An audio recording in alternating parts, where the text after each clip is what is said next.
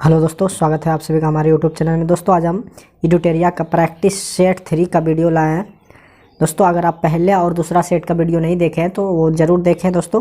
तो चलिए दोस्तों, बिना देरी किए हुए अपने अपने काम की ओर बढ़ते हैं। सबसे पहले जो है आपके स्क्रीन पर सबसे पहला क्वेश्चन है कि निम्न में से कौन सा सहायक संधि की विशेषता नहीं है। तो सहायक संधि की विशेषता नहीं है कि देशी रियायतों के आंतरिक शासन कंपनी के अधीन होगी। ये किसका संधि नहीं है, तो सहायक संधि का ये विशेषता नहीं है। नेक्स्ट क्वेश्चन की ओर बढ़ते हैं दोस्तों। नेक्स्ट क्वेश्चन कह रहा है कि निम्न में से किस समाचार पत्र पर वर्नाक्यूलर प्रेस एक्ट के तहत कार्रवाई की गई। तो भारत मिहिर जो समाचार पत्र था उसके तहत जो है वर्नाक्यूलर एक्ट के तहत कार्रवाई की गई। किसके तहत? भारत मिहिर के तहत। नेक्स्ट क्वेश्चन की ओर बढ़ते हैं कि इंडिपेंडेंस नामक समाचार पत्र जो है किनके द्वारा प्रकाशित या संपादित किया गया था। तो मोतीलाल नेहरू के द्वारा। इंडिपेंडेंस नामक समाचार जो पत्र था वो मोतीलाल नेहरू के द्वारा संपादित किया गया था। नेक्स्ट क्वेश्चन के और बढ़ते हैं कि कह रहा है बाल हत्या किस प्रेसिडेंसी में अधिक हुई थी। तो बाल हत्या दोस्तों हुआ था बंगाल प्रेसिडेंसी में सबसे अधिक हुआ था। बाल हत्या जो हुआ था किस प्रेसिडेंसी में सबसे अधिक हुआ था, तो वो बंगाल अधिवेशन में। उसके बाद दोस्तों कह रहा है कि रेशमी रुमाल षड्यंत्र किससे संबंधित है। तो रेशमी रुमाल जो षड्यंत्र है वो दोस्तों मौलवी उबैदुल्ला सिंधी से संबंधित है। मौलवी उबैदुल्ला से संबंधित है। नेक्स्ट क्वेश्चन जो दोस्तों फिर से एक बार पढ़ देते हैं। रेशमी रुमाल जो संबंधित है वो मौलवी उबैदुल्ला सिंधी से संबंधित है। उसी तरह असहयोग आंदोलन को प्रस्ताव किस कांग्रेस अधिवेशन में पारित किया गया था। तो असहयोग आंदोलन जो दोस्तों था वो नागपुर अधिवेशन में पारित किया गया था। असहयोग आंदोलन के लिए प्रस्ताव जो है किस कांग्रेस अधिवेशन में पारित किया गया था, तो नागपुर अधिवेशन में। नेक्स्ट क्वेश्चन के बढ़ते हैं। कह रहा है कि निम्न में से कौन पारिस्थितिकी तंत्र के विषय में सही नहीं है। तो आपका जो दोस्तों हो जाएगा ऑप्शन नंबर ए, या एक वन तंत्र होता है। क्या होता है? या एक वन तंत्र होता है। नेक्स्ट क्वेश्चन की ओर बढ़ते हैं। निम्न में से कौन प्रसिद्ध जैविक हॉट स्पॉट है। निम्न में से कौन जो है प्रसिद्ध जैविक हॉट स्पॉट है। तो दोस्तों आपका जो पश्चिमी घाट है वो प्रसिद्ध जैविक हॉट स्पॉट है। प्रसिद्ध जैविक हॉट स्पॉट क्या है? पश्चिमी घाट। और अगला क्वेश्चन कह रहा है दोस्तों, नेक्स्ट क्वेश्चन दोस्तों कह रहा है कि किस चक्र के संचालन में सौर विकिरण की सौर विकिरण की जो महत्वपूर्ण भूमिका होती है। तो सौर जो विकिरण की महत्वपूर्ण भूमिका होती है दोस्तों वो जल चक्र में होती है। किस में होती है? जल चक्र में।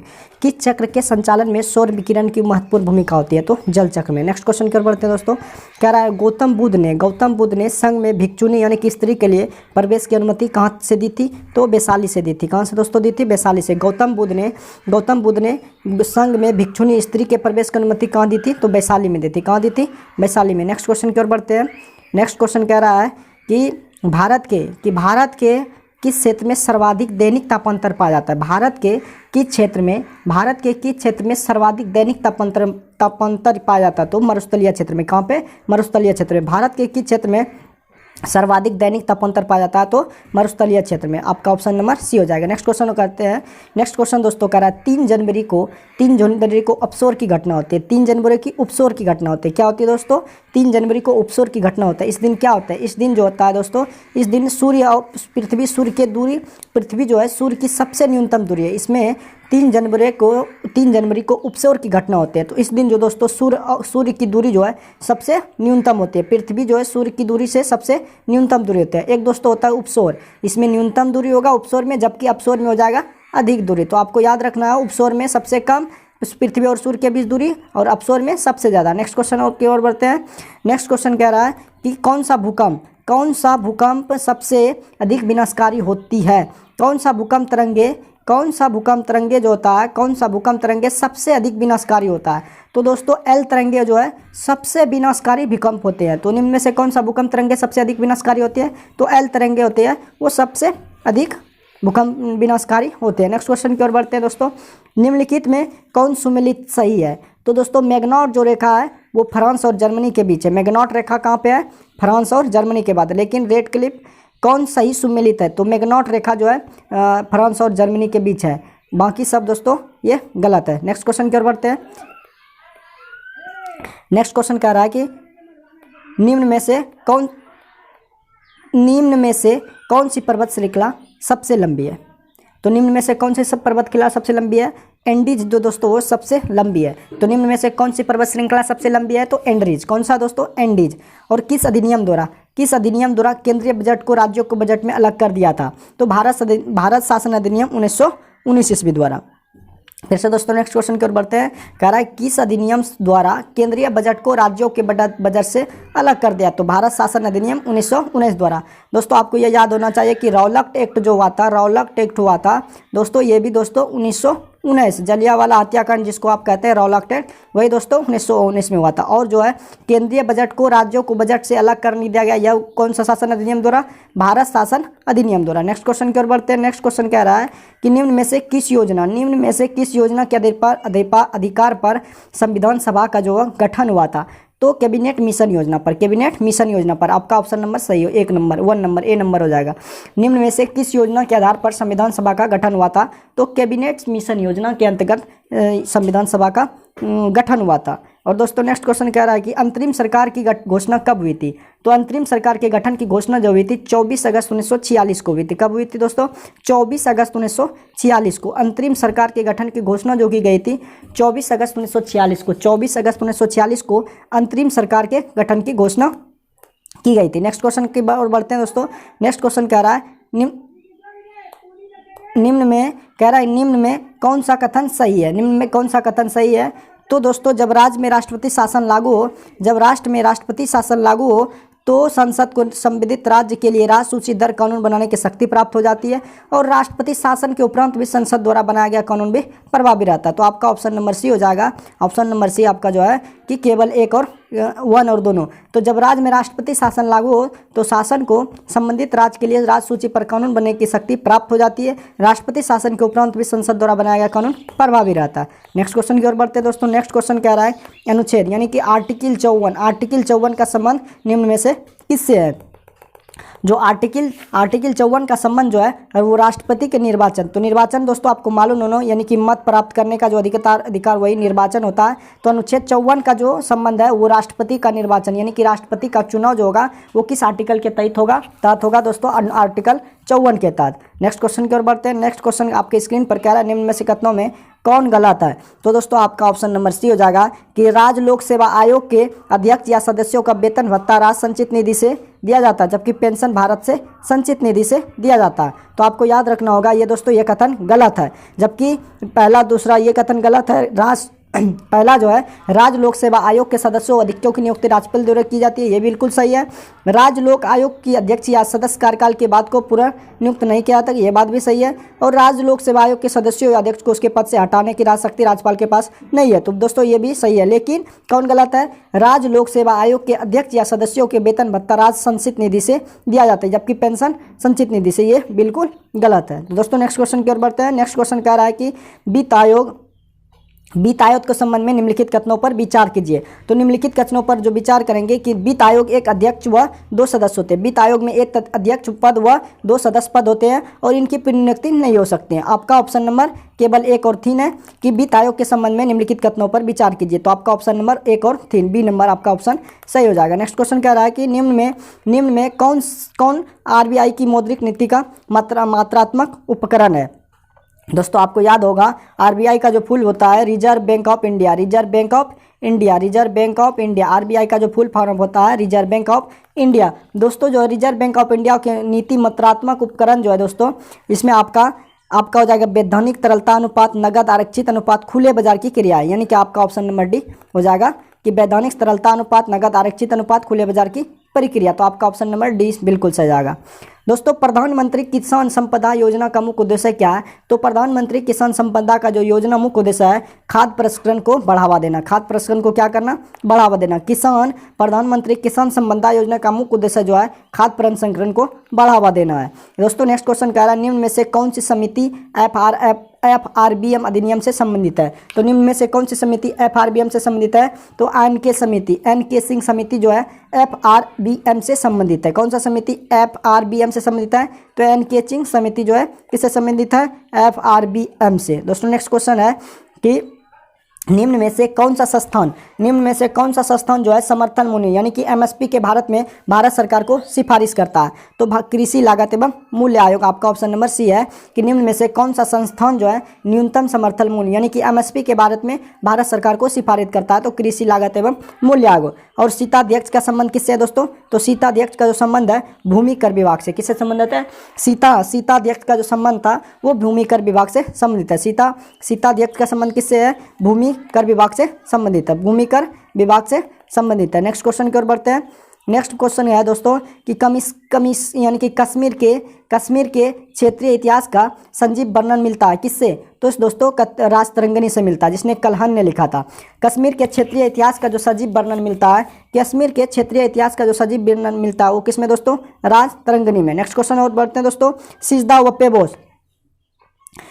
व पेबोस प्रथाओं की जो शुरुआत किसने की थी दोस्तों? बलबन ने नवरोज त्यौहार को भी मनाया था। फिर नवरोज त्योहारों को किसने मनाया था? बलबन ने मनाया था। और सिजदा व पेबोस प्रथा जो था वो किसने शुरू किया था? बलबन ने। नेक्स्ट क्वेश्चन की ओर करते हैं। उत्बी कौन था? उत्बी जो था दोस्तों एक इतिहासकार था। उत्बी कौन था दोस्तों? एक इतिहासकार। उत्बी कौन था? एक इतिहासकार। और कह रहा है किस प्रसिद्ध उत्बी कौन था? एक इतिहासकार। शेरशाह के बारे में कौन औसत है यानी कि शेरशाह के बारे में कौन कथन औसत है? तो आपका जो है शेरशाह का मकबरा कहाँ पे है? दिल्ली में। ये बिल्कुल गलत है। शेरशाह का मकबरा जो दोस्तों सासाराम में। कहाँ पे है? शेरशाह का मकबरा सासाराम में। और ये बाकी भी सही है कि शेरशाह ने बिलग्राम युद्ध विजय के बाद द्वितीय अफगान राज्य की स्थापना कर दी थी। शेरशाह का उपज का 1/3 भाग कर के रूप में निर्वाचित किया था। और शेरशाह के द्वारा भूमि की पैमाइश हेतु सन की डंडी सिकंदरी गज का प्रयोग किया था। किसने? शेरशाह ने। और शेरशाह का मकबरा सासाराम में, ना कि दिल्ली में। आपका ऑप्शन नंबर सी बिल्कुल सही हो जाएगा। नेक्स्ट क्वेश्चन की ओर देखते हैं दोस्तों। नेक्स्ट क्वेश्चन कह रहा है किस प्रसिद्ध शासक के द्वारा अमुक्त मूल्य लिखी थी? तो किस शासक के द्वारा अमुक्त माल्याद लिखी गई? तो दोस्तों कृष्णदेव राय के किस प्रसिद्ध शासक के द्वारा अमुक्त माल्याद लिखी गई? तो कृष्णदेव राय के द्वारा अमुक्त माल्याद लिखी गई। और दोस्तों नेक्स्ट क्वेश्चन कह रहा है दिल्ली सल्तनत के सभी सुल्तानों में सर्वाधिक समय तक शासन करने वाले में से निम्न में से किसने किया? तो बहलोल लोदी जो था दोस्तों वो दिल्ली सल्तनत में सभी सुल्तानों में, दिल्ली सल्तनत में जितना भी सुल्तान सल्तनत था उसमें सभी सर्वाधिक यानी कि लंबा समय तक जो रहा था वो बहलोल लोदी रहा था। कौन रहा था? बहलोल लोदी। और नेक्स्ट क्वेश्चन कह रहा है कि निम्न में से कौन सा पदार्थ केंद्रक में सर्वाधिक पाया जाता है? तो केंद्रक में दोस्तों सबसे ज़्यादा जो पाया जाता है वो प्रोटीन पाया जाता है। दोस्तों केंद्रक में क्या जाता है? प्रोटीन पाया जाता है। केंद्रक में सबसे ज़्यादा क्या पाया जाता है? प्रोटीन पाया जाता है। और प्रकाश संश्लेषण की प्रक्रिया जो होती है अभिक्रिया क्लोरोप्लास्ट में कहाँ होती है? तो प्रकाश संश्लेषण की जो प्रक्रिया अभिक्रिया क्लोरोप्लास्ट में कहाँ होती है? तो ग्रेना में होता है दोस्तों। कहाँ पे? ग्रेना में। प्रकाश संश्लेषण की प्रकाशिक अभिक्रिया जो होती है क्लोरोप्लास्ट में कहाँ संपन्न होती है? तो ग्रेना में संपन्न होती है। कहाँ पे दोस्तों? ग्रेना में। हेलोफाइट्स क्या दोस्तों? आपको याद हो हेलोफाइट्स दोस्तों? हेलोफाइट्स क्या है? तो आपका ये हेलोफाइट्स क्या दोस्तों? इसका जो है हेलोफाइट्स दो दोस्तों वे पौधे को लवणों वाली मिट्टी में उगते हैं। वे पौधे जो लवणों वाली मिट्टी में उगते हैं उसे हेलोफाइट्स कहते हैं। वे पौधे जो लवणों वाली मिट्टी में उगते हैं उसे हेलोफाइट्स कहते हैं। वे पौधे जो लवणों वाली मिट्टी में उगते हैं उसे क्या कहते हैं? हेलोफाइट्स कहते हैं। और निम्न में से कौन सा टेस्ट एडीएस के लिए किया जाता है? निम्न में से कौन सा टेस्ट एडीएस के लिए किया जाता है? तो दोस्तों आपको याद होगा एआईडीएस का जो फुल फॉर्म होता है एक्वायर्ड इम्यूनी डेफिशिएंसी सिंड्रोम। तो दोस्तों निम्न में से कौन सा टेस्ट एडीएस के लिए किया जाता है? तो दोस्तों एलिसा पीसीआर और CD4 जो है दोस्तों एडीएस के लिए किया जाता है। एलिसा निम्न में से कौन सा टेस्ट एडीएस के लिए किया जाता है? तो पीसीआर CD4 और एलिसा जो है एडीएस के लिए जांच किया जाता है, टेस्ट किया जाता है। और निम्न में से कौन सा रुधिर वर्ग के रुधिर प्लाज्मा में कोई एंटीबॉडी नहीं होता है? तो ए बी में दोस्तों कि निम्न में से कौन सा रुधिर वर्ग के रुधिर प्लाज्मा में कोई एंटीबॉडी नहीं होता है? तो ए बी में दोस्तों। नेक्स्ट क्वेश्चन की ओर बढ़ते हैं। कह रहा है कि ट्रिपल वैक्सीन डीपीटी कौन सा एक नहीं होता है? कि ट्रिपल वैक्सीन डीपीटी में कौन सा एक नहीं होता है? तो ट्रिपिटल में जो होता है पिलिया नहीं होता है। क्या होता है दोस्तों? पिलिया। ट्रिपल वैक्सीन डीपीटी में कौन सा एक नहीं होता है? तो पिलिया नहीं होता है। नेक्स्ट क्वेश्चन दोस्तों, नेक्स्ट क्वेश्चन कह रहा है कि अल्फा कण जो है अल्फा कण द्रव्यमान हीलियम के एक अणु के बराबर होता है। इनके आवेश किनके बराबर होते हैं? तो 2 प्रोटॉनों के। किसके बराबर होते हैं? 2 प्रोटॉनों के। इसका जो आवेश होता है किसके बराबर होता है? 2 प्रोटॉनों के। अल्फा कण जो होता है, अल्फा कण का द्रव्यमान हीलियम के 1 अणु के बराबर होता है। इसके आवेश किन के बराबर होते हैं? 2 प्रोटॉनों के। नेक्स्ट क्वेश्चन की ओर देखते हैं।